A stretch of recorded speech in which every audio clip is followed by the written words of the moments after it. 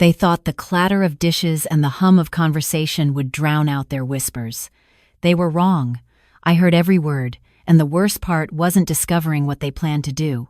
It was realizing how long they must have been planning it. It was Thanksgiving at my daughter's house in Tampa. The smell of roasted turkey filled the air, and my grandchildren were running around the living room, their laughter echoing off the walls. I had excused myself to use the restroom, but as I walked down the hallway, I heard voices coming from the guest bedroom. The door was slightly open. My daughter Karen's voice was unmistakable. She was 41 years old, my only child, the girl I had raised alone after her father passed away when she was just 12.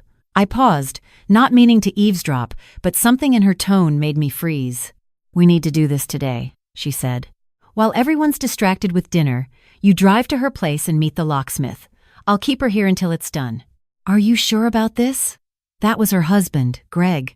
I had never quite warmed up to him, but I had tried for Karen's sake. He had been unemployed for nearly 3 years now, and I knew their finances were tight. "She's 67 years old, Greg. She doesn't need a 4-bedroom house on the water. It's irresponsible. And honestly, it's our inheritance sitting there while she refuses to downsize." "But changing the locks? What if She'll have no choice," Karen interrupted. "Once we establish occupancy and show the court she can't manage that property alone, we can petition for conservatorship. My cousin did the same thing with her mother last year. It works." I pressed my hand against the wall to steady myself. My legs had gone weak. This was my daughter, my Karen, the little girl who used to pick wildflowers for me on our walks home from school, the teenager who cried on my shoulder when her first boyfriend broke her heart, the woman I had sacrificed everything for. "What about her things?" Greg asked. "We'll move them later. The important thing is getting control of the property before she does something stupid like donate it or sell it cheap. That house is worth at least $600,000, maybe more with the waterfront access." I stood there for what felt like an eternity, though it was probably only seconds. Then I quietly made my way back to the living room, my heart pounding so hard I thought everyone must be able to hear it. The house they were talking about was my home. The home I had built with my own 2 hands after my husband Robert died. It sat on 2 acres of waterfront property on the Gulf Coast, just north of Clearwater. I had bought the land with Robert's life insurance money, and over the course of 5 years, I had constructed that house myself, beam by beam, wall by wall. Let me tell you how that house came to be. When Robert passed away in 1992, Karen was 12 years old and I was 33. We had been married for 15 years, and his death from a sudden heart attack left me devastated. But I had a daughter to raise, and falling apart was not an option. Robert had been a carpenter. He had taught me everything he knew about building, not because he thought I would ever need it, but because I was curious and he loved sharing his passion. We spent weekends working on projects together, renovating our small apartment, building furniture, helping friends with their homes. By the time he died, I could frame a wall, install plumbing, and wire an electrical panel. The life insurance payout was modest, $120,000. Most widows would have used it to pay off debts and cover living expenses. But I had a different idea. I found a piece of land that had been on the market for years because everyone said it was unbuildable. It was swampy, prone to flooding, and required extensive work before any construction could begin. The owner was desperate to sell and let it go for just $18,000. I spent the first 2 years preparing that land. Every weekend, every vacation day, every spare moment. Karen would come with me sometimes, though she never understood why I was working so hard on what she called that muddy mess. I drained sections of the property, brought in fill dirt, built up the foundation area, planted trees that would help with drainage. I did it all myself because I couldn't afford to pay anyone else. By 1994, I was ready to start building. I worked full-time as an elementary school teacher during the week and spent every weekend at the property. I poured the foundation with help from some of Robert's old friends who donated their time. I framed the walls myself. I installed the windows, the doors, the roof. It took me 5 years to complete that house. 5 years of splinters and sore muscles. 5 years of learning how to do things I had never done before.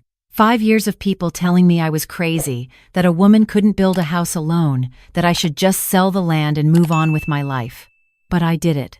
And when Karen graduated from high school in 1998, we moved into that house together. She had her own room with a view of the water. She could walk down to the dock I had built and watch the sunset every evening. That house represented everything I had worked for, everything I had sacrificed, everything I had accomplished despite the odds. Karen lived with me until she was 25, when she married Greg. I remember having reservations about him from the start. He was charming, sure, but there was something calculating in his eyes. He asked me once, just a few months after they started dating, whether I had considered selling the house and investing the money instead. "Real estate is risky," he had said. "The market could crash." I told him the house wasn't for sale. It wasn't an investment. It was my home. Over the years, I watched my daughter change. Or maybe I finally started seeing her clearly. Little comments about how much maintenance the house required, suggestions that I was getting too old to live alone, questions about my will, framed as concern for my well-being. 2 years ago, Greg lost his job as a sales manager. He had been fired for falsifying expense reports, though Karen insisted it was a misunderstanding. They had 2 children, my grandchildren, and suddenly their comfortable life was strained. Karen went back to work as a dental hygienist, but her salary wasn't enough to cover their mortgage and their lifestyle. That's when the pressure started in earnest. "Mom, have you thought about what would happen if you fell? There's no one there to help you. Mom, that property tax bill must be enormous. Wouldn't it be easier to live somewhere smaller?" "Mom, Greg found this lovely assisted living community. They have activities and nurses on staff. Don't you want to be around people your age?" I deflected every suggestion, every hint, every concern that was really a criticism. I was healthy. I was active. I volunteered at the local library 3 days a week and swam in my pool every morning. I had no intention of leaving my home. But apparently, they had no intention of waiting for me to make that decision on my own. After hearing their conversation, I returned to the Thanksgiving table with a smile plastered on my face. Karen looked at me with what I now recognized as false warmth. "There you are, Mom. I was about to send out a search party. Are you feeling okay?" "Just fine, sweetheart. The turkey smells wonderful." Greg was already putting on his jacket, his keys in his hand. "I need to run out for a bit. Forgot to pick up more ice." "Oh, you don't need to do that," I said, watching his face carefully. "I'm sure we have enough." "Better safe than sorry," he replied, not meeting my eyes. "I'll be back in an hour or so." An hour or so. That's how long it would take him to drive to my house, meet a locksmith, and change all the locks. Then what? I would come home to find I couldn't get into my own house? They would claim it was for my safety, that I had been confused, that they were worried about me living alone. I had read about this. Elder abuse through conservatorship fraud. Adult children who manipulate the system to take control of their parents' assets. I never thought my own daughter would try it on me. But here's the thing about building your own house. You learn to plan ahead. You learn to anticipate problems before they become disasters. You learn that the foundation is everything, and if you build it right, nothing can knock it down. I had been planning for this possibility for months. It started last spring when Karen asked me, for the first time, to add her name to the deed of my house. "Just for emergencies, Mom. What if something happened to you and I couldn't access the property?" That question set off alarm bells in my head. I didn't say no outright because I didn't want her to know I suspected anything. Instead, I said I would think about it and consult with my attorney. My attorney, Margaret Chen, was a woman I had known for over 20 years. She had helped me with Robert's estate, with the purchase of my land, with all the legal matters that came up over the years. When I told her about Karen's request, her expression grew serious. "Linda, I've seen this pattern before," she said. "Adult children who suddenly become very interested in their parents' property. It doesn't always mean anything sinister, but it's wise to protect yourself." She helped me set up a trust, the Linda Harrison Revocable Living Trust, which now owned my house. The terms were simple. I was the sole trustee and beneficiary during my lifetime. If I became incapacitated, Margaret would take over as trustee, not Karen. And upon my death, the house would be sold, and the proceeds divided between my grandchildren, to be held in trust until they turned 30. Karen was not mentioned in the trust at all. I didn't tell my daughter about this arrangement. I wanted to see what she would do, how far she would go. Part of me hoped I was wrong, that she would never actually try to take my house. But here she was, on Thanksgiving Day, putting her plan into action. Greg left for his ice run, and I helped Karen set the table. My grandchildren, Lily and Marcus, were 9 and 7 years old. They had no idea what their parents were doing. I kissed their foreheads and told them how much I loved them. "Grandma, can we come stay at your house this weekend?" Lily asked. "I want to see the dolphins." "Of course, sweetheart. You're always welcome at my house." Karen glanced at me, and for a moment I thought I saw guilt in her eyes. But then it was gone, replaced by that practiced smile. We ate dinner. I complimented the turkey, the stuffing, the cranberry sauce. I listened to the children talk about school. I acted as if nothing was wrong, as if my heart wasn't breaking with every passing minute. About 45 minutes after Greg left, his phone rang. Karen answered it because Greg had left it on the kitchen counter in his rush to leave. "Hello." "Oh, hi Greg. Did you get the ice?" I watched her face change. Confusion first, then alarm, then something close to panic. "What do you mean something went wrong? What happened?" She walked into the other room, lowering her voice, but I followed at a distance. I couldn't hear Greg's side of the conversation, but I heard Karen clearly. "What do you mean the deed isn't in her name?" "That's impossible. I checked the county records 6 months ago." A pause. "A trust? What trust?" She never said anything about a trust. Another pause. Longer this time. "Well, who's the trustee? Can we contest it?" I had heard enough. I walked into the room and stood in front of my daughter. She looked up at me with wide eyes, the phone still pressed to her ear. "Tell Greg to come back," I said. My voice was calm, steady, and then we're going to have a conversation. Karen's face went pale. "Mom, I can explain." "No," I interrupted. "You're going to listen. For the first time in your life, you're going to listen to me." Greg returned 20 minutes later, looking like a man walking to his execution. He couldn't meet my eyes as he sat down across from me in the living room. Karen sat beside him, clutching his hand. The children were in the playroom, watching a movie. They didn't need to hear this. "Do you know what I sacrificed for you?"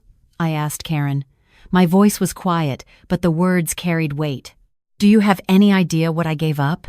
Karen opened her mouth to speak, but I held up my hand. "After your father died, I could have given up. I could have sold everything, moved somewhere cheap, remarried for security. But I didn't. I worked 2 jobs for years. I built that house with my own hands so you would have a home, a real home. I went without new clothes, without vacations, without a social life, so you could have everything you needed." Tears were streaming down Karen's face now. "Mom, we weren't trying to." "You were trying to steal my house," I said flatly. "You were going to change the locks, claim I was incompetent, and take everything I worked for. Don't insult me by pretending otherwise." Greg finally spoke. "Mrs. Harrison, the financial pressure we've been under is not my problem," I finished for him. "Your choices are not my responsibility. You lost your job because you lied on your expense reports. You bought a house you couldn't afford. You refused to downsize or change your lifestyle when things got hard. None of that entitles you to what I built. But it's going to be ours eventually anyway," Karen said, and there it was. The entitlement I had sensed for years, finally spoken aloud. "When you die, we'll inherit everything. We're just trying to plan for the future." I stood up and walked to the window. Outside, the sun was setting, painting the sky in shades of orange and pink. I thought about all the sunsets I had watched from my own deck, the deck I had built with my own hands. "Let me tell you something about that house," I said without turning around. "Every board, every nail, every tile was placed by me. I mixed the concrete for the foundation myself. I hung every piece of drywall. I planted every tree in that yard. Do you know why?" Karen didn't answer. "Because your father taught me that a home isn't something you buy, it's something you build. Not just physically, but emotionally. Every hour I spent on that house, I thought about you. About giving you stability after your father died. About showing you that a woman can do anything she sets her mind to. About leaving you a legacy of strength and independence." I turned to face her. "And you wanted to take it from me like I was nothing. Like my life, my work, my sacrifices meant nothing." The silence in the room was absolute. "The house is in a trust," I continued. "You can't touch it. You can't force me into a conservatorship because I have a team of people, including my attorney and my doctor, who will testify that I am fully competent. I've documented everything, every conversation, every suggestion, every attempt to pressure me. If you try anything like this again, I will file for a restraining order and cut you out of my life completely." Karen was sobbing now. "Mom, please, I'm sorry, I was desperate." Greg said it was the only way. "Don't blame your husband for your choices," I said. "You're a grown woman. You made a decision to betray your own mother. You need to own that." Greg stood up suddenly. "Mrs. Harrison, I think we should." "Sit down," I said, and my voice had an edge now. "I'm not finished." He sat. "The trust specifies that when I die, the house will be sold and the proceeds will go to Lily and Marcus. Not to you, Karen. Not to you, Greg. To my grandchildren, in a trust they can't access until they're 30 years old. You won't see a penny of it." Karen gasped. "You can't do that. That's my inheritance. I'm your daughter." "You were my daughter," I said. "Today, you became someone who tried to steal from me.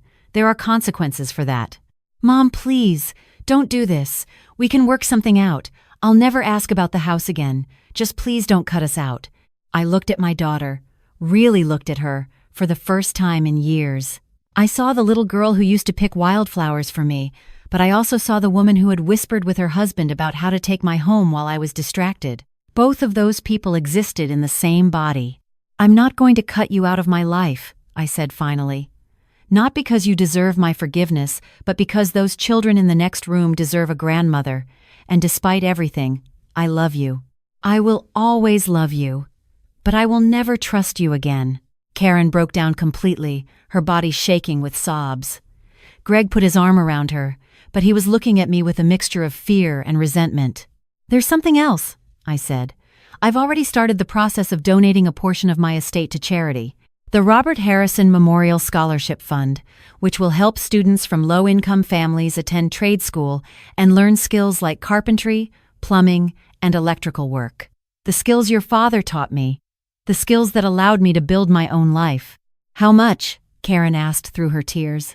"That's none of your concern, but I want you to know that the money you were counting on, the inheritance you felt entitled to, it's going to help other people. People who need a chance, not people who tried to steal from their own mother." I walked to the door and picked up my coat. "Mom, where are you going? It's Thanksgiving." "I'm going home," I said. "To my home. The home I built. The home no one can take from me." I drove back to Clearwater that night, taking the long way along the coast. The moon was full, reflecting off the water like scattered diamonds. When I pulled into my driveway and saw my house, solid and beautiful and mine, I felt something I hadn't felt in a long time. Peace. I walked through the front door that I had hung myself, past the walls I had painted, into the kitchen I had designed. I made a cup of tea and sat on my deck, listening to the waves lap against the shore. My phone buzzed with texts from Karen. Apologies, explanations, pleas for forgiveness. I read them all but didn't respond. Some things couldn't be fixed with words. They could only be fixed with time and changed behavior. Over the following months, I kept my word. I didn't cut Karen out of my life. I continued to see my grandchildren, to attend their school events, to have them over for weekends. But I was careful. I never discussed my finances with Karen again. I never let her into my house when I wasn't there. I never gave her an opportunity to try again. And slowly, something remarkable happened. Karen began to change. She started therapy, confronting the sense of entitlement she had developed over the years. She got a second job to help with their finances. She and Greg sold their expensive house and moved into a modest apartment. She stopped asking about my property, my money, my plans for the future. On my 68th birthday, a year after that terrible Thanksgiving, Karen came to visit me alone. She sat on my deck, in the same spot where I had sat that night, and she cried. "I'm so sorry, Mom," she said. "I don't know how I became that person. The person who would try to steal from her own mother. I think about it every day, and I'm so ashamed." I took her hand in mine. "Do you understand now?" I asked. "Do you understand why I wouldn't let you take this house?" She nodded, wiping her eyes. It's not just a house. It's who you are. It's everything you built after Dad died. I had no right to try to take that from you. No, you didn't. But you're my daughter, and I believe people can change. Can you ever forgive me? I looked out at the water, at the sunset painting the sky, at the dock I had built with my own hands. I already have, I said. I forgave you the day you stopped making excuses and started taking responsibility. That's all I ever wanted. Not for you to grovel or feel guilty forever. Just for you to understand what you did and commit to being better. Karen leaned her head on my shoulder, just like she used to when she was a little girl. I love you, Mom. I love you too, sweetheart. Always. We sat there together, watching the sun go down, two women who had hurt each other and found their way back. The house stood solid behind us, a testament to everything I had built and everything I had protected. Because here's the truth about mothers. We spend our whole lives building things for our children, homes and savings and memories and love. We sacrifice and struggle and pour ourselves into their futures. And sometimes, those children grow up and see only what they can take, not what was given. But sometimes, if you're lucky, they grow up a second time. They learn to see you not as an obstacle to their inheritance, but as a person who deserves respect. A person who built something with her own two hands and has every right to protect it. I don't know what will happen when I'm gone. The trust will take care of my grandchildren. The scholarship fund will help young people learn the skills that saved my life. And my house, my beautiful house, will be sold to someone who appreciates what it represents. But that's all in the future. Right now, in this moment, I have everything I need, a home I built, a daughter who learned a hard lesson, grandchildren who know their grandmother loves them, and a sunset that never gets old, no matter how many times I watch it.